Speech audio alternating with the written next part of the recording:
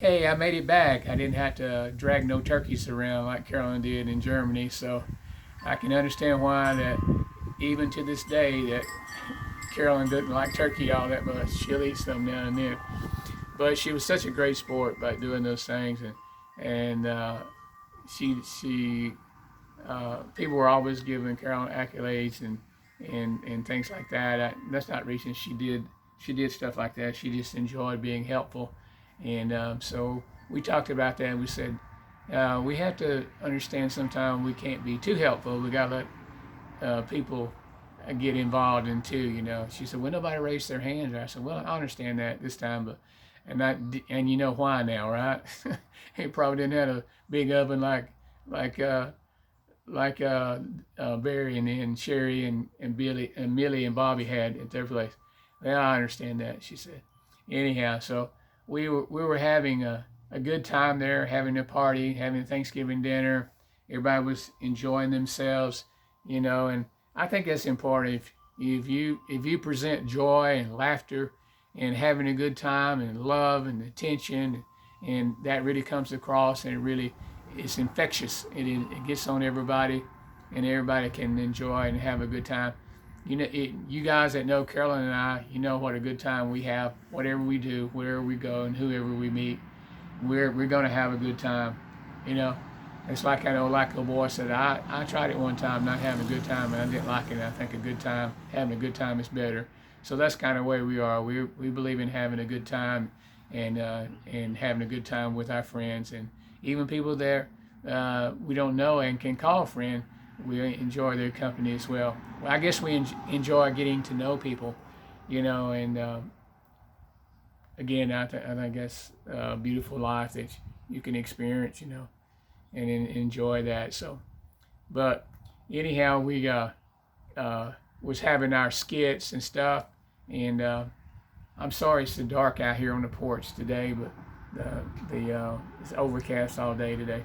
But I don't know if y'all remember this. This is a long, long time ago, and there used to be a show called Rowan and Martin. Remember them laughing? Maybe some of y'all realizing they were a bunch of crazy people doing all kinds of crazy things. And there was a skit on there that was just, they called him the dirty old man. He was always sitting on the park bench. He had a trench coat with a cap hat on and his cane, and he was always trying to pick up girls, pick up ladies there. And they called him the dirty old man. And then Ruth Buzzy was the old woman, that would come sit on the bench and stuff like that. So we got to doing those skits. I played the part of the dirty old man, and Barry was playing the part of the old woman. So Sharon dressed him up real good. She got one of her dresses, and got a couple yarns, balls of yarn, and made him some bosoms, and everything. The only thing was Barry had a handlebar mustache. And it was kind of hard to cover that up and put this thing over his head. You remember how Ruth Buzzy looked with that hairnet on, looked like a spider had lived right there on her head. And so we were doing a skit, and people were enjoying it. Said, "But you guys are pretty good." I said, "I think we enjoyed this too much." And I remember the one skit. She was sitting on a bench, and I come wobbling over her, and I sat by there, and he said, and I said to him, said, would you call my face masculine? And then she hits him with the purse, and I said, would you say that I'm cute? And then she hit him with the purse again, and then at usually about the third time in the skit, the old guy falls on the ground. So he falls over on the ground on the way, said, "Would you call my next of kin?" And it fell over. Of course, that might not have been funny to some of you guys, but if you could have seen that and could have pictured that was real funny. So we had a good time with the group, enjoying and doing all those things. And so Carol and I were wanting to take a trip, right before we had to go back off of the break there from school, and around Thanksgiving. Christmas coming up pretty soon. We wanted to make a little trip for then, and so we were also on a bowling team, and we enjoy bowling and stuff like that. And we had a good time with the group and everything.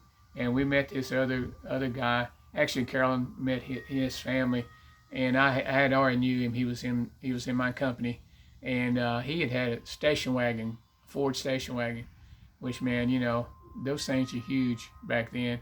And so we talked about, said, well, we've been wanting to go on a trip, on a vacation, and we don't know, where, we got rid of our car, and we're going to need to buy another car and everything. And the guy said, well, don't do that. I'll let you borrow my car. And I thought, oh, Carol and I were never much on borrowing things, like that. And I said, well, can I pay you something for letting us use your car? No, no, no, don't do that. You guys been good to us, been good to my family. You've been good to my kids. You always treat my kids good. He had 3 little kids, and there was always come bowling with him. Of course, they were always in the way, which kids do those things. And so, yeah, go ahead and use my car. And I said, are you sure? He said, yeah. So Carol and I, we got the station wagon, and Barry and Sherry wanted to go with us for a small excursion, and before we went off to some other places, and so we did. And so Carol and I had got in the car, and we made our lunch and everything, and we took off, and we were having such a good time. And there, I know a lot of y'all have heard of the Autobahn. The Autobahn is like the freeway in Europe, and the only thing about the Autobahn, you don't have no speed limit, so you can drive as fast as you want to drive. Carol and I had been on it before, and we'd driven a Volkswagen, and we were doing about 120 kilometers, and we thought that was doing real fast. That's about 60 miles an hour, and so Porsches and Lamborghinis and Mercedes and cars like that were passing us like we were standing still. So we got on there, and we had this big old Ford station wagon. It would run pretty fast, so we were running along there, and we stopped at one place, and we were going into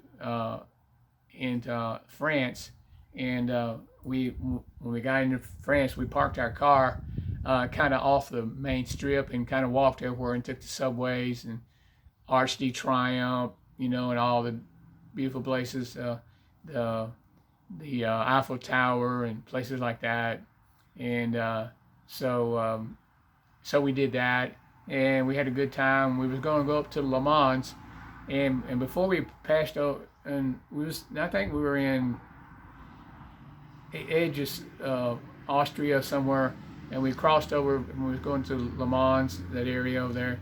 And so Carolyn wanted to go and shop, so we did. We went and shop, and I ended up buying her a pair of boots for her, and I went to pay for them, and I said, well, how much are these boots? And they said they're 3,000 centimes. I said, 3,000 centimes. But what it was, we had to get the exchange from marks to francs to centimes to make the conversion, to pay for the stuff. So we finally got it all whittled down. I think they were about $25 for the pair of really, really nice boots. I ended up buying her a leather skirt there and some other things. And so here we were. We decided we're going to go on into Le Mans, France. Where they have the race, the Le Mans race. And so somehow, now I don't know how this happened. We got on the highway. The actual Le Mans race thing was going on, and we got on the highway. I don't know how we got it, because usually they border all those things off, and we probably came into an exit and we made it an entrance. And so here we were, we were in the race, so to speak. We and Carolyn driving this big old station wagon down there, and these cars were passing, we thought, what are we doing out here? And we said, we got to get off this highway before somebody's going to run over us.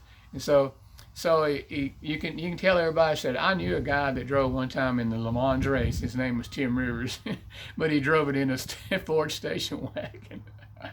So we had a good time. We had a great story to tell. So we got through that, and then we came back over to Switzerland. Oh man, you talking about a beautiful place. Here you are on the Autobahn, looking over here, big green lush pastures, and then snow-capped mountains in the back with a perfectly blue sky. the air is so crisp and clear that it hurts your lungs to breathe, you know. And so we were enjoying that, and we stopped in Salisbury, Austria, right where they filmed The Sound of Music. Man, it was a beautiful place. And so we decided we were going to stay in the Zimmer that night, and we got over there, and I don't know how we got this. Oh, I know how we got it. God bless us with it, because we couldn't find a place to stay, and they had this one lodge that we stopped at, had a Zimmer, but it had a kitchen built onto it, and we thought, man, this is gonna be so expensive, you know, and everything. So we got in there, and we ended up getting a room for about $10 American dollars. You know, breakdown in francs, I don't know exactly what that was in francs, but we thought, how in the world did we do this? And the guy that was running the lodge, he could speak English, and he said, I don't know why I'm doing this, but I like you guys. You get stay in this room. I said, okay. So Carol and I had this big old Zimmer. You open the back curtains and everything, and you can see the mountains. You know, you can see right there. I could almost hear the Sound of Music songs going on, you know, and all that. And so we enjoyed that, and then we decided we were going to go across the street and eat in this little restaurant. And we love schnitzel, Wiener Schnitzel. And I'm sure a lot of y'all know what that is. It's a real piece of thin veal that they beat it out, hammered it out, tenderized it real well, and then it's cooked up. It's almost like a chicken fried steak, I guess you'd say, looked like that. And then they had things. They had what they called a loin, a pig wrap, loins and stuff like that. And it was strips of a pork, and they had all kinds of neat herbs and spices and everything in it. And then of course you had pommes frites. And pommes frites are French fries, not French fries, but potato type cooked, you know. And so we were really enjoying ourselves and having a great time. And then we left over from Salisbury and went over in where they were having the World State Fair. They weren't having it at that time. It's where it was. Vienna, Austria. It was in Vienna, Austria, and they had the largest Ferris wheel there, you know. And of course, that was the World's Fair had already happened years before that, but they still had the fairgrounds. And so Carol and I get to go in this big Ferris wheel. It's almost like being in a big camper on a Ferris wheel. It was so huge. So we had a good time. We bought some of the spoons, spoons that you would souvenir spoons for a different place you'd visit. Sometimes I'll show you a picture. We have two big old plaques of those things. I'll show you those sometime. But man, we were having a good time, and so we decided we were going to come back to the Paris, France area, and so we see the Eiffel Tower, so we can show everybody we'd been into the Eiffel Tower. And so Carol and I were there enjoying it. We'd already went up in the top of it. Man, it's beautiful where you can see everything, the Rhine River and the whole deal. And so then we came back down, and we wanted to get our picture taken. And so we saw this guy. We thought he was American. He said, will you take a photo of us? He said, yeah. So he took my camera, and he took a picture. And I said, thank you. And he said he wanted to be paid. So I didn't know what to do. So I started opening my billfold. When I opened my billfold, he just reaches his hand in there and grabs my money. And by the time he pulls the money out, I grabbed his wrist. And you know, and I guess he thought, this is American. This guy might kill me. So so I grabbed his wrist, and he dropped the money in my hand. And so I gave him some money. I didn't mind doing that, because he did us a favor doing that. But that is the picture right there I showed y'all last time in front of the Eiffel Tower of Carol and I, you know. So that was the story that we told, you know, and then we heard all kinds of stories how tourists would get ripped off, you know, in places like that. And so I guess in so many places Carol and I looked German and everything. So, and remember I told you that's when we shopped in those little areas and things like that. So, and so anyhow, we got back from our trip. We had such a good time. People say, well, how did he have all this leave time? And I said, well, just a favor of God, I guess. And so we never was charged for leave time. And I'll tell you my relationship with my company commander and things, and I'm sure they had a lot to do with it too. You know, I know it did. And so we enjoyed that. So we got back, and we got back from our trip, and we had a lot of photos. We had bought a camera. I had bought a 35 millimeter camera at that time, and it wasn't very expensive over there.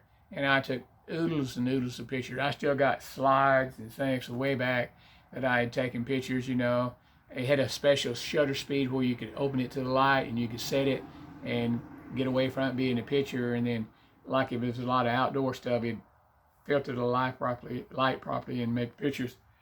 So we was enjoying that camera, you know, and so what had happened before we went on the trip, a month or so before we went on that trip, you know, I realized Carolyn didn't have a coat, you know, and so we went to the base exchange, PX, Post Exchange, base exchange, and we found her a coat, beautiful black and red coat.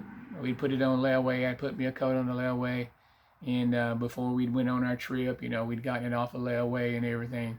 But I'll tell you a funny story behind that. Carolyn had gotten a coat, and she was so excited about it because she didn't have no big coat or anything. She wore my jacket a lot, you know, military jacket and things like that. Because remember I told you she brought that big suitcase over that had all the household goods in it and not very many clothes. Well, she had not gotten a jacket. She had a few sweaters in there and stuff. So anyhow, we'd found this black and red coat, which she loved, and put it on layaway. And we paid it out a little bit at a time. And so we had gotten it out before we went on the trip I explained to you previously. And that picture, and I don't know if you remember seeing that picture, she had that coat on. So she was so excited about it. We got the coat home, and boy, she loved it. And he had a hood on it, you know. And of course, Carolyn's a beautiful woman, shapely woman, and back in those days, short dresses and everything, you know, all that. And so anyhow, she loved wearing that coat. And so one day she had went to the Post Exchange for something, to pick up something, and she was coming. She said, well, you know, it wasn't that cold. And she liked that coat anyhow. And she said, well, I'm just going to walk.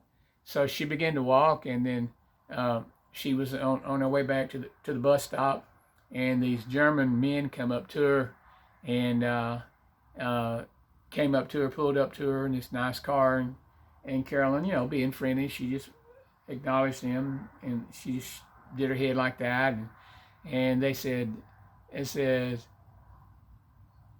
"Was ist los, mein Fräulein?" You know, what's going on, baby? And Carolyn said, "Der Hund ist los." She said, "There's nothing going on."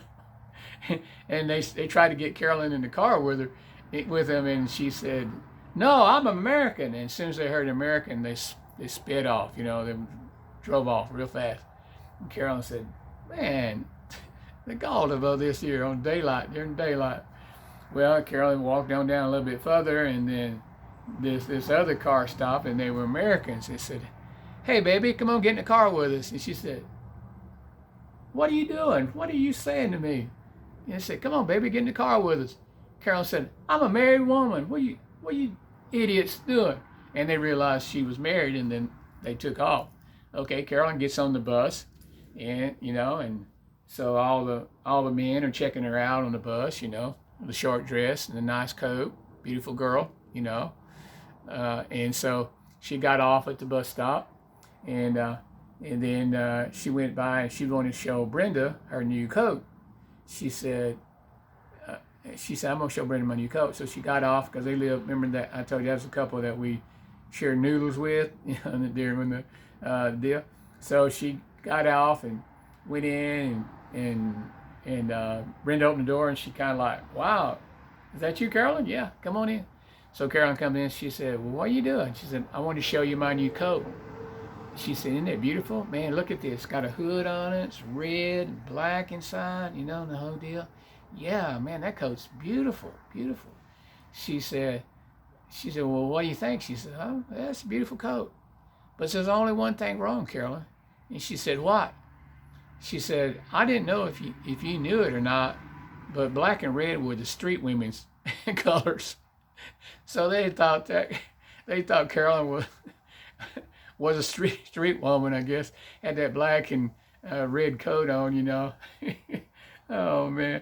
And so Carolyn, man, she was mortified after that, you know, to find out that was. They call them Strauss queens, Strauss street queens. And Carolyn said, "Oh man, what am I gonna do?" And then Brenda said, "I don't know. You need to tell Tim about that." She said, "Well, I'll tell you one thing. I'm not giving my jacket up. I don't care if it is a street woman's color." She said, "Maybe I can wear a cap, a green cap under there."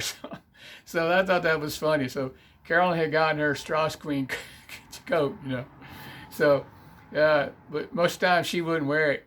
If you wear it closed up, then, you know, that's what they were expecting. When you'd open the coat, there would be nothing underneath there, you know, I guess. So anyhow, I thought that was real funny. Carolyn got that Strauss Queen coat.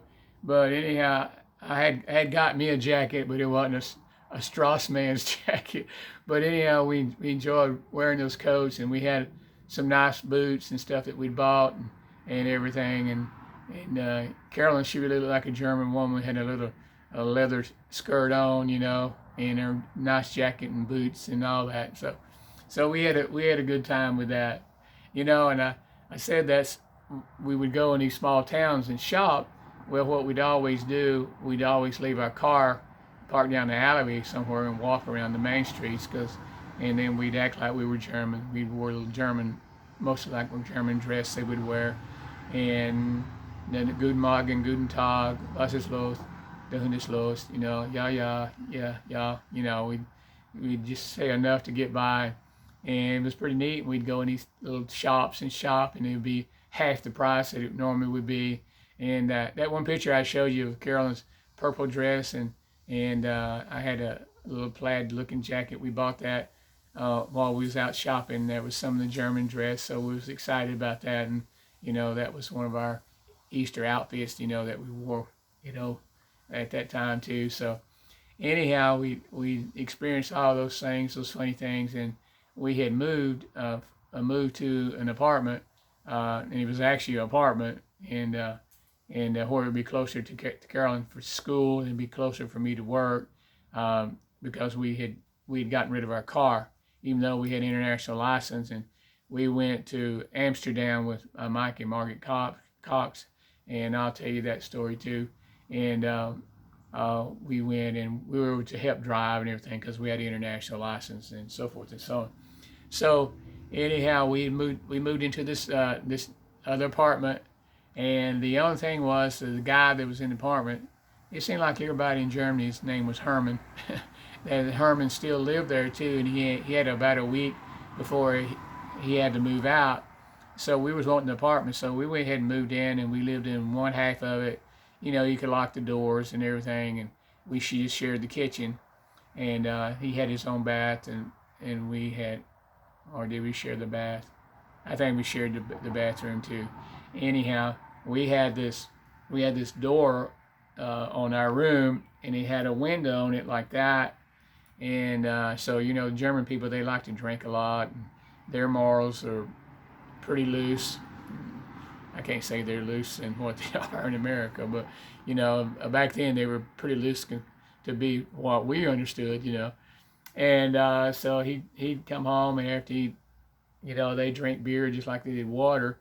And after a while, a few beers, he was feeling pretty good, and he put his arm around me and said, Fran, me and you friends, you know? I said, yeah, we're friends. He said, Franz, yeah, we're friends. And he said, da Frau. I said, yes, that's my wife. Frau, my wife. He said, you got that window, you know? And he said, nix. And he was talking about, I had put a little curtain up there where you couldn't look in. And what he was saying, he didn't like that curtain. He wanted me to move that curtain so he could look in our room on me and Carolyn. And I said, no. And nix and no is the same, you know. I said, nix, no. He said, we're friends. I said, yeah, we're friends, but nix. You couldn't look in our room, you know. So anyhow, Carolyn would come in, and, you know, and everything, and he was always leaving a fish head in the refrigerator, and the refrigerator was just a little small one, scale like a that you have office refrigerators now. It's about the size of the refrigerator. And he was always leaving fish heads in there. So Carolyn was really glad when he finally moved out, you know. And so anyhow, he moved out, and we had the apartment by ourselves, and we'd have friends, Bob and Bernie Otto would come over.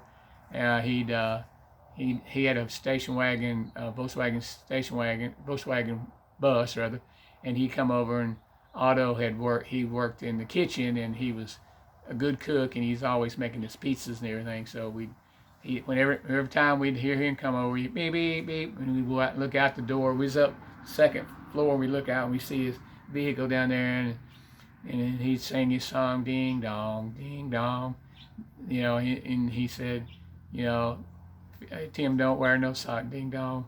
I saw him when he took him off. He was always singing some kind of weird song. He was funny. He was sort of like Popeye and Olive Oil. She was a big old girl, big feet, just precious she could be. And Otto was a little scrawny, muscular looking dude, looked like Popeye.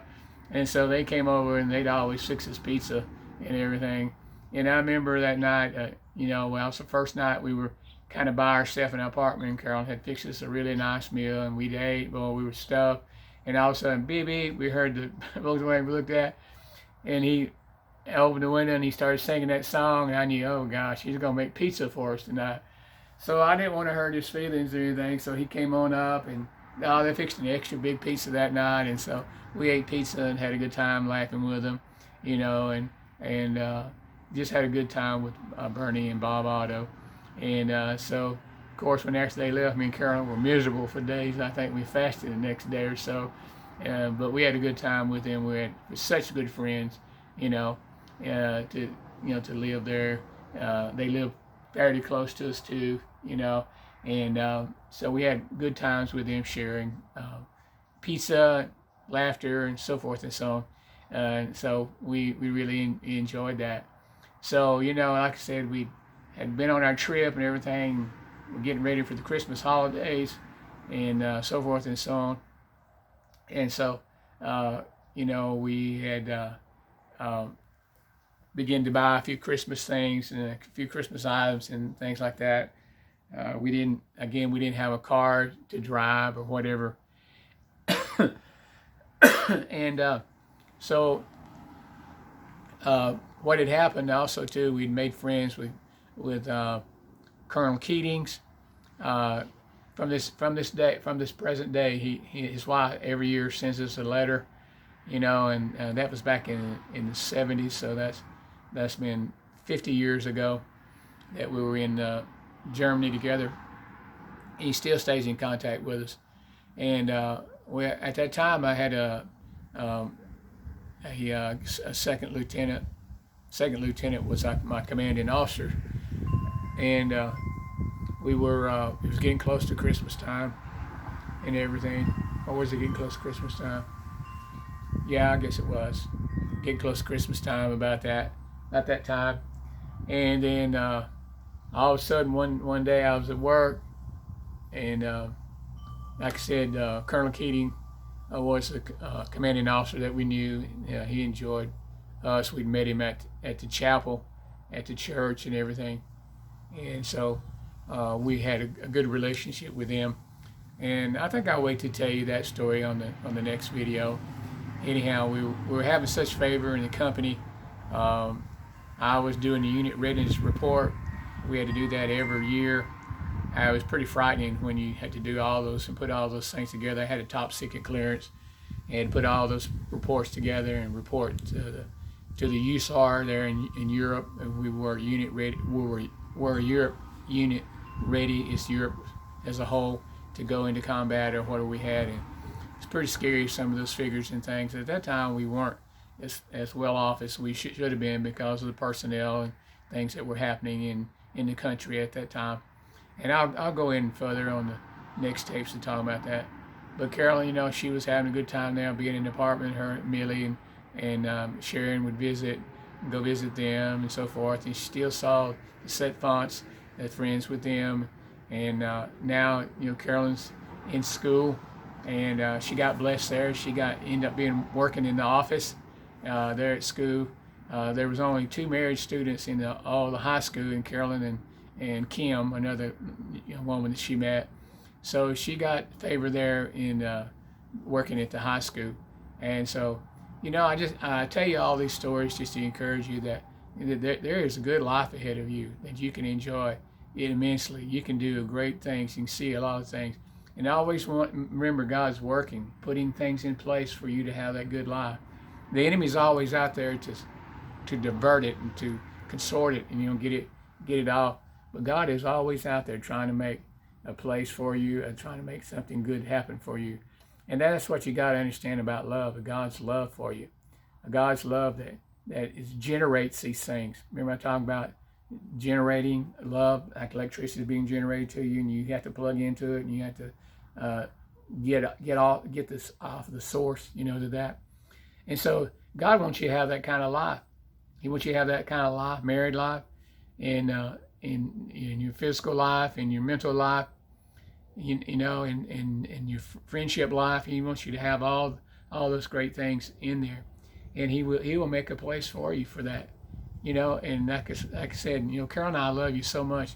That's the reason I'm telling you these stories, to tell you about love and how love carries you through. Love never fails. And the word says it's never puffed up. It never has to have its way, but it seems to get its way because of love, and love has the power there. So thank you for letting me tell you these stories today. I've got a lot more I'll tell you later on this, more videos and things. But I want to say what my baby always says, that we are eternal, and we'll talk to you later. Carolyn and I love you very much. Go enjoy love today. Talk to you later. Bye.